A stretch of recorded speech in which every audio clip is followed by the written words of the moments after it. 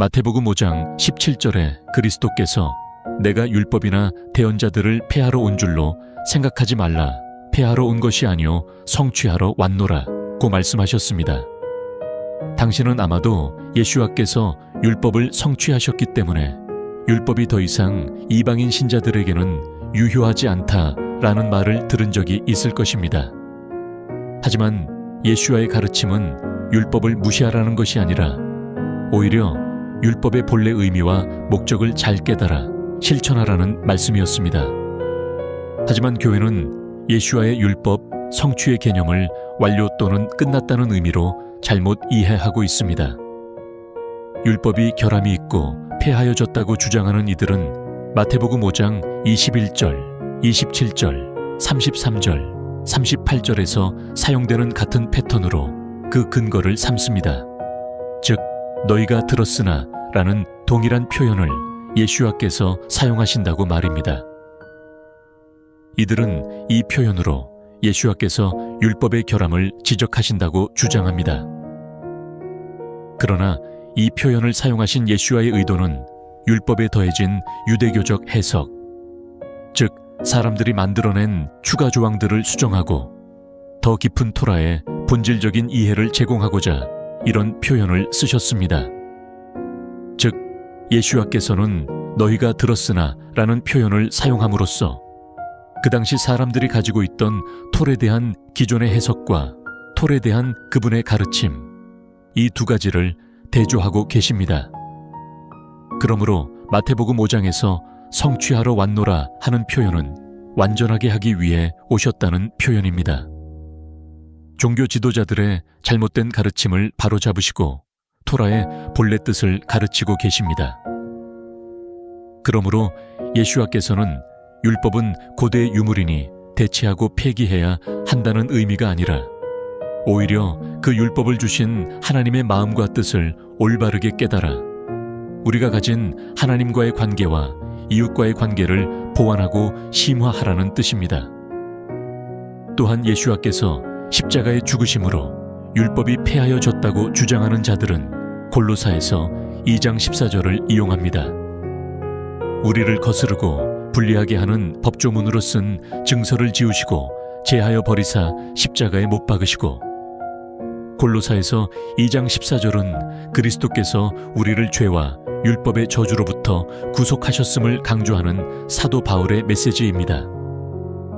이 구절을 살펴보면 바울은 예수 그리스도의 십자가 사건이 우리의 죄에 대한 율법의 저주를 완전히 해결하였다는 의미를 전달하고 있습니다.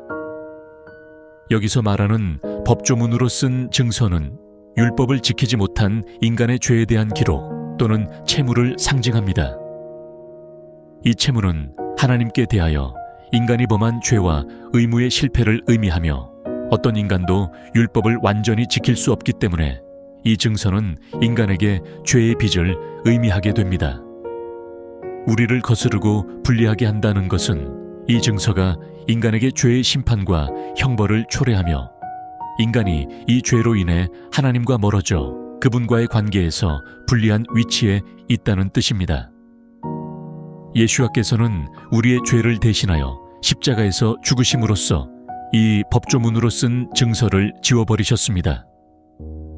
그분의 죽음은 회개하여 거듭난 삶을 살기로 결단한 우리의 죄를 사하여 주시고 더 이상 율법의 저주에 묶여있지 않도록 해주셨습니다. 이 표현은 죄의 기록을 완전히 없애버렸다는 강한 의미를 내포하고 있으며 그리스도 안에서 우리의 모든 죄가 용서받았음을 상징합니다.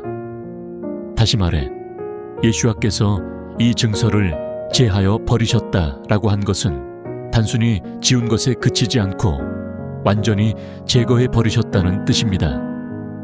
이로써 인간은 더 이상 율법의 저주 아래에서 고통받지 않고 죄로 인해 하나님과의 관계가 끊어지지 않게 된 것입니다. 이는 율법이 더 이상 믿는 우리들의 정죄의 근거가 될 수 없음을 강조합니다. 이 구절의 핵심은 예수와의 십자가 사건입니다. 예수와께서는 우리의 죄와 율법의 저주를 대신 짊어지시고 십자가에서 죽으심으로 그 모든 것을 단번에 해결하셨습니다.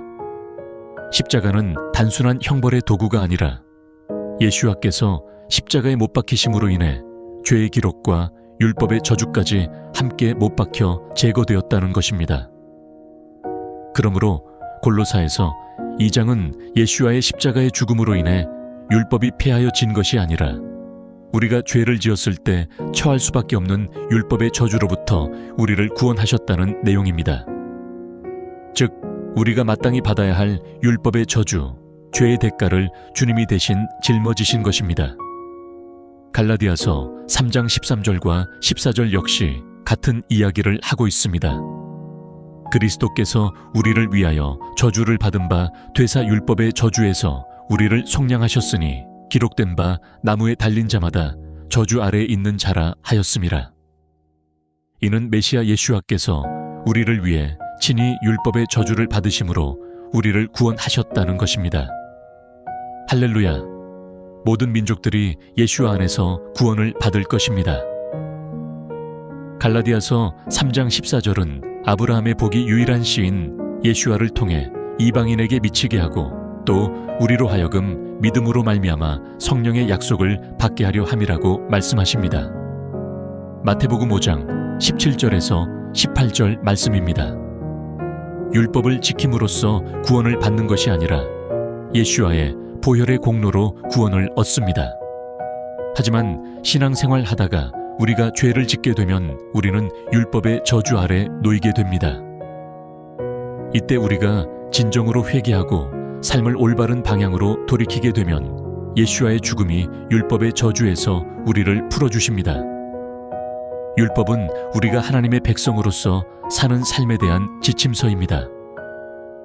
즉, 우리가 받은 하나님의 형상을 율법의 순종을 통해 성령의 능력 안에서 회복해 가는 것.